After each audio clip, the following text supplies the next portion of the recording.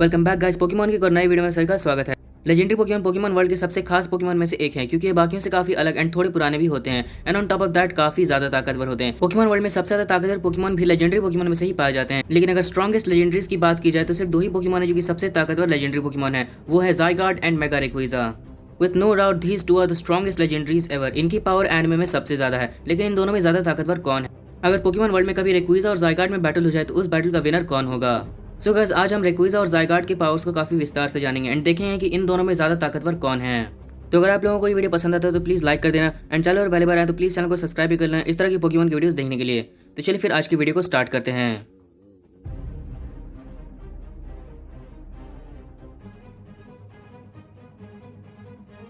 So guys, video में आगे बढ़ने से पहले बता दूं कि यहाँ पर मैंने इनके बेस फॉर्म को इंक्लूड नहीं किया है। ये बैटल बेसिकली इनके मोस्ट पावरफुल फॉर्म यानी कि मेगा रेक्विज़ा वर्सेस कंप्लीट ज़ायगार्ड के बारे में है। तो सबसे पहले हम इन दोनों की पावर्स के बारे में जान लेते हैं। शुरुआत करते हैं ज़ायगार्ड से। ज़ायगार्ड एक ground and dragon type legendary Pokemon है जनरेशन 6 से। ज़ायगार्ड ऑरा ट्रियो का मास्टर है, जिसमें ज़र्नियस एंड येवेल्टल भी आते हैं। कंप्लीट ज़ायगार्ड का बेस स्टैट 708 है एंड कंप्लीट फॉर्म में आने के बाद ज़ायगार्ड ने एनिमे में काफी कुछ किया है, जैसे कि अपनी ड्रैगन पल्स से उस जायंट रॉक की पावर का सामना करना, उसकी वाइन्स को डिस्ट्रॉय कर देना, एक ही टक्कर से जायंट रॉक को काफी दूर फेंक देना, एक्सट्रीम स्पीड से उसे चीरता हुआ निकल जाना, जायंट रॉक को कंप्लीटली डिस्ट्रॉय कर देना एंड अपने कोर इन्फोर्सर से एक ह्यूज एक्सप्लोजन करना एंड अपनी पावर का इस्तेमाल करके ल्यूमियस सिटी को पूरी तरीके से हील कर देना और सारे वाइन्स को गायब कर देना। ये सारे काम ज़ायगार्ड ने with in less than 5 minutes में किए हैं। ज़ायगार्ड की पावर से एक न्यू पोकेमॉन वर्ल्ड क्रिएट भी हो सकता है। ज़ायगार्ड की पावर का हम सबको बहुत अच्छी तरह से अंदाजा है, क्योंकि पूरे कालोस में ज़ायगार्ड पे सबसे ज्यादा फोकस किया गया है एंड इसकी पावर को काफी विस्तार से बताया भी गया है। जिस जायंट रॉक ने पूरे के पूरे कालोस को झुका दिया था, उस जायंट रॉक को with in less than 1 minute में हरा के ज़ायगार्ड ने खुद को साबित किया है। कंप्लीट फॉर्म में आने के बाद ज़ायगार्ड काफी ज्यादा हाई अमाउंट में एनर्जी रिलीज कर सकता है and may be infinite amount में भी। ज़ायगार्ड अपने कंप्लीट फॉर्म में तभी आता है जब इकोसिस्टम में बहुत बड़ा खतरा आता है, क्योंकि बेसिकली वो ज्यादातर अपने स्टैंडर्ड फॉर्म में रहता है। ज़ायगार्ड के मूव्स में काफी ज्यादा ताकत है। अगर ये फुल पावर से अटैक करना शुरू कर दे तो पूरे के पूरे पोकेमॉन वर्ल्ड को सिर्फ अपने मूव्स के दम पर ही डिस्ट्रॉय कर सकता है, जो कि ऑलमोस्ट किसी भी पोकेमॉन की बस की बात नहीं है। एंड ज़ायगार्ड का कोर इन्फोर्सर पोकेमॉन वर्ल्ड का सबसे स्ट्रॉन्गेस्ट ड्रैगन टाइप अटैक है, जिसमें इतनी काबिलियत है कि ये सामने वाले की एबिलिटी को भी सप्रेस कर सकता है। अब बात करते हैं रेक्विज़ा के बारे में। रेक्विज़ा ने भी एनिमे में काफी कुछ किया है, जैसे कि अपने एक ही ड्रैगन पल्स से सारी की सारी मशीन्स को डिस्ट्रॉय कर देना, एक ही ड्रैगन एसेंट से मेगा चार्जार्डेक्स को हरा देना, एक ही ड्रैगो मीटियोर से पूरे के पूरे किले को तबाह कर देना, 4 ओरिजिन पल्स और एक सोलर बीम को एक साथ डॉज करना, इरप्शन अटैक का डैमेज लेना, एक ही हाइपर बीम से कायगर को काफी दूर फेंक देना, 6 प्रेसिपास ब्लेड का डैमेज लेना, ग्राउडर एंड कायगर को एक ही ड्रैगन एसेंट से हरा देना and on top of that dragon ascent से एक ह्यूज एक्सप्लोजन करना। ये सारे इंप्रेसिव फीट्स रेक्विज़ा ने काफी कम टाइम में काफी आसानी से हासिल किए हैं। एनिमे में रेक्विज़ा को भी एक ओवर पावर्ड लेजेंडरी पोकेमॉन दिखाया गया है। ये एक dragon and flying type legendary Pokemon है जनरेशन 3 से। इसके बेस स्टैट 780 हैं, जो कि पोकेमॉन वर्ल्ड के सेकंड हाईएस्ट बेस स्टैट हैं। वैसे तो एनिमे में रेक्विज़ा ने काफी सारे मूव्स यूज किए हैं, लेकिन इसका सबसे ताकतवर मूव है इसका ड्रैगन एसेंट, जो कि इसकी सबसे बड़ी खासियत भी है, क्योंकि इसके ड्रैगन एसेंट में इतनी ताकत है कि इसके सामने प्राइमल ग्राउड एंड प्राइमल कायगर भी नहीं टिके थे। एक ही ड्रैगन एसेंट से उन दोनों को हरा दिया था एंड आज तक रेक्विज़ा को कभी भी 2 ड्रैगन एसेंट की जरूरत नहीं पड़ी है। जिस पर भी उसने फुल पावर से ड्रैगन एसेंट यूज किया है वो एक ही बार में फेंट हो गया है एंड ड्रैगन एसेंट में इतनी ताकत है कि एक मीटियोर तक को तोड़ सकता है। रेक्विज़ा को मेगा इवॉल्व होने के लिए मेगा स्टोन की भी जरूरत नहीं पड़ती है, वो अपने मिकाडो ऑर्गन का इस्तेमाल करके आसानी से मेगा इवॉल्व कर सकता है। रेक्विज़ा अपने हिसाब से वेदर को चेंज कर सकता है, क्योंकि इसके पास वेदर को कंट्रोल करने की काबिलियत है। रेक्विज़ा के पास एटमॉस्फेयर का ही पूरा कंट्रोल है। रेक्विज़ा को एक तरह से हम saviour of the Pokemon world भी कह सकते हैं, क्योंकि रेक्विज़ा अर्थ को मीटियोर शावर से प्रोटेक्ट करता है। एंड नॉट ओनली दैट, जब प्राइमल ग्राउड एंड प्राइमल कायगर लड़ते हैं तब वर्ल्ड को बचाने के लिए रेक्विज़ा प्राइमल ग्राउड एंड प्राइमल कायगर को शांत कर देता है और इसलिए होएन रीजन में इसकी काफी पूजा होती है। सो गाइस, अब हमने दोनों की पावर अच्छी तरह से जान ली है, तो चलिए अब फाइनल रिजल्ट की तरफ बढ़ते हैं। हम इन दोनों में 3 राउंड कराएंगे। सबसे पहला राउंड होगा इंप्रेसिव फीट्स एंड पावर का। तो अगर इसकी बात करें तो डेफिनेटली इसमें ज़ायगार्ड आगे रहेगा, क्योंकि इंप्रेसिव फीट्स एंड पावर में रेक्विज़ा ज़ायगार्ड को मात नहीं दे सकता। क्योंकि अगर हम ज़ायगार्ड की इंप्रेसिव फीट्स एंड रेक्विज़ा की इंप्रेसिव फीट्स को कंपेयर करें देन डेफिनेटली ज़ायगार्ड आगे है, क्योंकि रेक्विज़ा ने अगर प्राइमल ग्राउड एंड प्राइमल कायगर को हराया तो ज़ायगार्ड ने भी जायंट रॉक को हराया। And to be honest, giant rock को primal Groudon and primal Kyogre से ज्यादा ताकतवर दिखाया गया। गाइस, अगर हम एक थ्योरी लगा के देखें then primal Groudon and primal Kyogre giant rock से ज्यादा पावरफुल है, क्योंकि इंडिविजुअली वो भले ही उसे नहीं हरा पाएंगे, लेकिन अगर एक टीम में आ जाए तो एक टीम में आकर वो जायंट रॉक को ओवर पावर कर सकते हैं। लेकिन गाइस, ये एक तरह से थ्योरी होगा एंड ये सच भी है, लेकिन अगर एनिमे के हिसाब से देखें तो एनिमे में जायंट रॉक को ज्यादा पावरफुल दिखाया गया है, क्योंकि प्राइमल ग्राउड एंड प्राइमल कायगर को ऑलमोस्ट अलान एंड स्टीवन ने काफी देर तक हैंडल कर लिया था। वो भी तब जब उनकी पावर पीक पर भी नहीं थी। लेकिन जायंट रॉक को रोकने समय, जिस समय वो अपनी फुल पोटेंशियल पर थे, उस समय Alain and Steven, Ash, professor Sycamore, Blaziken, mask, all the gym leaders along with champion Diantha and elite 4 member Malva के साथ मिलकर भी ये जायंट रॉक को स्लो भी नहीं कर पाए थे। एंड गाइस, अगर हम पावर की बात करें, पावर में भी ज़ायगार्ड रेक्विज़ा से आगे है, क्योंकि पावर में अगर देखा जाए तो ज़ायगार्ड की पावर रेक्विज़ा से काफी ज्यादा दिखाई गई है। क्योंकि रेक्विज़ा ने अगर 1 मिनट 14 सेकंड के अंदर प्राइमल ग्राउड एंड प्राइमल कायगर को हराया, तो ज़ायगार्ड ने भी 55 सेकंड्स के अंदर जायंट रॉक को हराया है।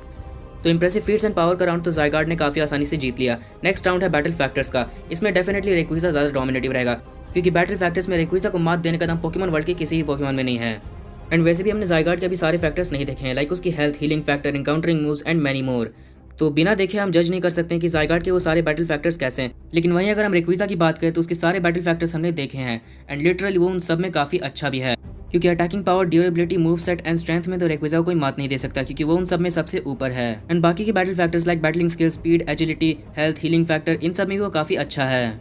सो हाँ, इसमें कोई डाउट नहीं है कि रेक्विज़ा को बैटल फैक्टर्स में ज़ायगार्ड मात नहीं दे सकता, क्योंकि बैटल फैक्टर्स में रेक्विज़ा ज़ायगार्ड से कहीं गुना आगे है, क्योंकि अभी तक हमने ज़ायगार्ड के सारे बैटल फैक्टर्स नहीं देखे हैं। सो या गाइस, अभी के लिए देखें देन डेफिनेटली अभी के लिए तो ज़ायगार्ड रेक्विज़ा को बैटल फैक्टर से मात नहीं दे सकता। सो अभी के लिए बैटल फैक्टर्स के राउंड का विनर है Rayquaza. So that settles the score at 1-1। Now it's time for the final round. Final round है बैटल कंडीशंस का। इस राउंड को जो जीतेगा वही इस बैटल का विनर है। एंड अगर बैटल कंडीशंस पे ध्यान दे तो अब हम इन दोनों के लड़ने का तरीका समझेंगे। गाइस, पोकेमॉन एनिमे में किसी को फेंट करना जरूरी होता है, क्योंकि जब तक ओपोनेंट फेंट नहीं हो तब तक हम किसी को विनर डिक्लेयर नहीं कर सकते। एंड फेंट करने के लिए सबसे जरूरी होता है एक मूव। चाहे तुम कितने भी इंटेलिजेंट हो, चाहे कितनी ही पावर है, लेकिन अगर अच्छा मूव नहीं है तो भाई तुम ओपोनेंट को फेंट नहीं कर पाओगे। इसलिए मूव का होना काफी जरूरी है। एंड अगर ज़ायगार्ड की तरफ ध्यान दे तो ज़ायगार्ड के पास भी पावरफुल मूव्स हैं, जैसे कि उसका dragon pulse and extreme speed move. और वहीं अगर हम बात करें रेक्विज़ा की तो रेक्विज़ा के पास भी कई सारे स्ट्रॉन्ग मूव्स हैं, जैसे कि Drago meteor, dragon pulse and hyper beam. लेकिन अगर हम एक चीज़ देखें तो इन दोनों के पास जो अपने नॉर्मल मूव्स हैं वो एक दूसरे को फेंट करने के काम नहीं आ सकते हैं, क्योंकि इन दोनों की स्ट्रेंथ एंड ड्यूरेबिलिटी काफ़ी ज़्यादा है। सो या विद नो डाउट इन दोनों के नॉर्मल मूव्स एक दूसरे पे काम तो आएंगे, लेकिन जब फेंट करने की बात आएगी तो फेंट करने के लिए इन्हें अपना मोस्ट पावरफुल मूव यूज़ करना ही होगा। तो अगर मोस्ट पावरफुल मूव की तरफ नजर डाले तो ज़ायगार्ड के पास उसका सुपर पावरफुल कोर इन्फोर्सर, वहीं रेक्विज़ा के पास उसका unstoppable dragon ascent. And guys, ये दोनों मूव लगभग बराबर ही हैं, तो दोनों के लिए सेम कंडीशन अप्लाई होती है। जैसे कि अगर रेक्विज़ा ने ज़ायगार्ड पे एक ड्रैगन असेंट यूज़ कर दिया तो जितनी ताकत ज़ायगार्ड की अब तक दिखाई गई है उस हिसाब से वो एक ड्रैगन असेंट सह सकता है, क्योंकि ऑलरेडी उसने एक ही टक्कर से जायंट रॉक को काफ़ी दूर फेंक दिया था। तो अभी के लिए जितनी स्ट्रेंथ दिखाई गई है उस हिसाब से ज़ायगार्ड एक ड्रैगन असेंट सह सकता है। लेकिन अगर ज़ायगार्ड पे दूसरा ड्रैगन असेंट हिट हो जाए देन इसमें कोई शक नहीं है कि वो फेंट हो जाएगा। एक तो वो सह लेगा, लेकिन अगर दूसरा हिट हो गया तो दूसरा वो नहीं सह पाएगा, इतनी ताकत ज़ायगार्ड में नहीं। And same goes for Rayquaza. Rayquaza के लिए भी वही कंडीशन अप्लाई होती है, क्योंकि ज़ायगार्ड ने अगर एक भी कोर इन्फोर्सर फायर कर दिया तो रेक्विज़ा को काफ़ी हाई अमाउंट में डैमेज होगा। एंड इनफैक्ट जितना डैमेज ज़ायगार्ड को ड्रैगन असेंट से होगा उससे भी ज़्यादा डैमेज रेक्विज़ा को कोर इन्फोर्सर से होगा, क्योंकि रेक्विज़ा कोर इन्फोर्सर से वीक भी है। सो देखा जाए तो रेक्विज़ा को काफ़ी ज़्यादा हाई अमाउंट में डैमेज होगा। हाँ, वो एक कोर इन्फोर्सर सह लेगा as he already took the damage of 6 precipice blade. तो हाँ, इसमें कोई डाउट नहीं है कि वो एक कोर इन्फोर्सर सह सकता है, भले ही उसकी हालत पूरी तरह से खराब हो जाए, लेकिन जैसे तैसे वो एक सह लेगा। लेकिन अगर ज़ायगार्ड ने दूसरा कोर इन्फोर्सर फायर कर दिया तब वो हार जाएगा, दूसरा वो नहीं सह पाएगा। सो गाइस, बेसिकली इनके मैच का रिजल्ट इनके सिग्नेचर मूव पे डिपेंड करता है, क्योंकि इनके सिग्नेचर मूव के अंदर एक दूसरे को फेंट करने के लिए बेहिसाब ताकत है।